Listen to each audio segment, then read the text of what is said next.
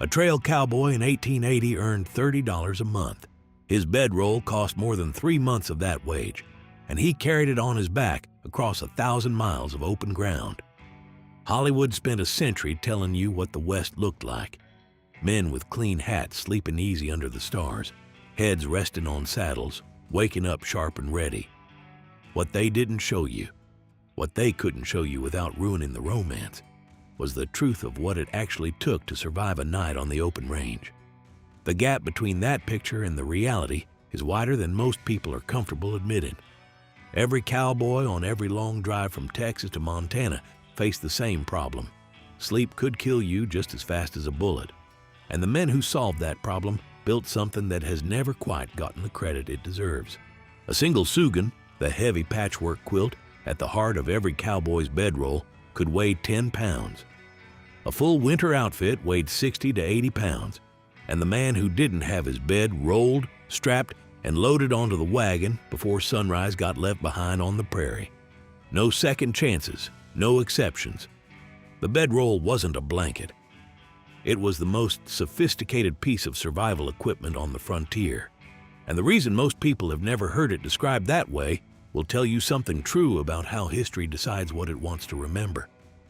The canvas tarpaulin that formed the outer shell of every serious bedroll traced its DNA straight back to the American Civil War. Before the war, bedding on the frontier was raw, untreated wool blankets or animal pelts that soaked through in a rainstorm and never fully dried. Then Charles Goodyear's vulcanization patent reached the Federal Army, and everything changed. Soldiers started carrying rubber-coated canvas blankets with brass eyelets at the corners. For the first time, a man could sleep on soaking ground and wake up dry. Veterans carried that knowledge west. They moved on to ranches and into cattle drives after 1865, and they brought those rubber blankets with them.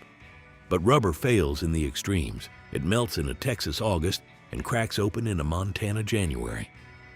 So by the 1870s, the cattle industry had made the transition to heavy-oiled canvas.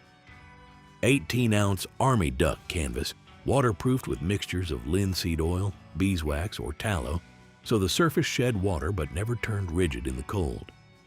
The tarps ran 14 to 18 feet long enough to fold the entire sleeper inside, creating layers above and below, a self-contained envelope of warmth on open ground.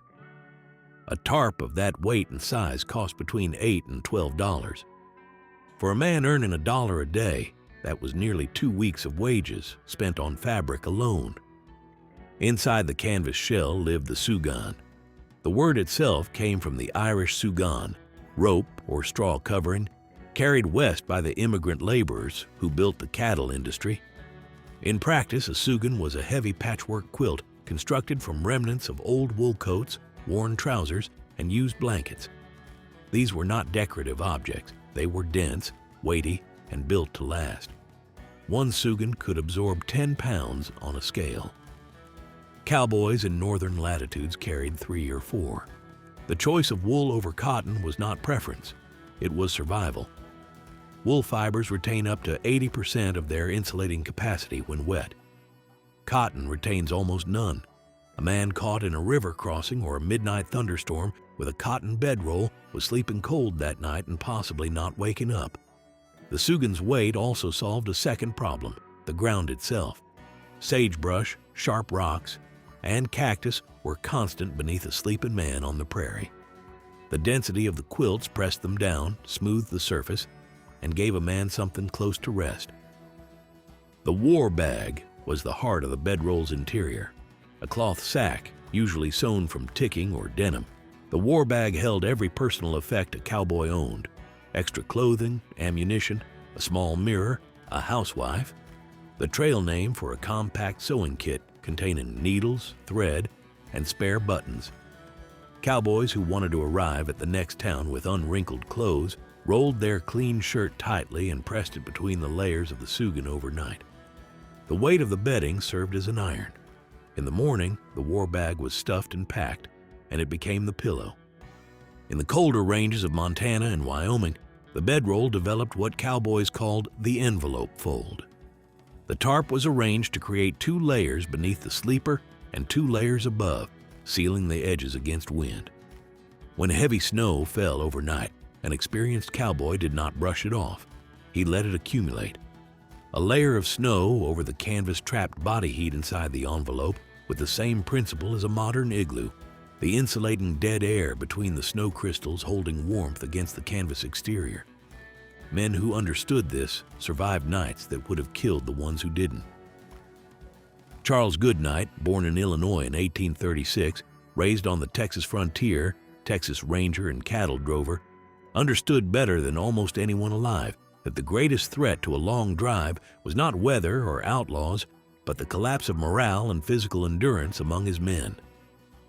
In 1866, driving cattle from Texas toward New Mexico, Goodnight retrofitted a surplus army wagon into what became known as the chuck wagon, a mobile kitchen and storage system with a hinged chuck box at the rear, fitted with shelves and drawers for food, medicine, and tools.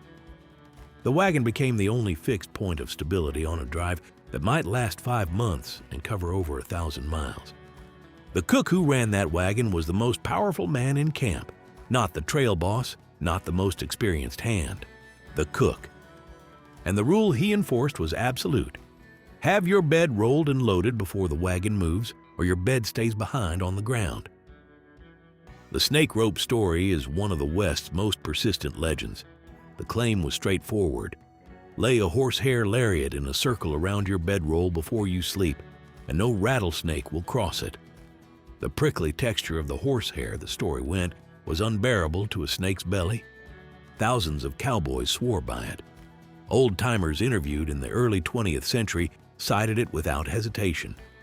And every naturalist who has ever tested it has found the same result. The snake crosses the rope without slowing down. Rattlesnakes cross cactus. They cross sharp gravel, broken glass, thorns. A change in texture on the ground surface is not a barrier to an animal that has no nerve endings sensitive to that kind of discomfort. The science is not ambiguous. But the myth tells you something true about the men who believed it. A cowboy who used the rope and didn't get bitten had confirmation.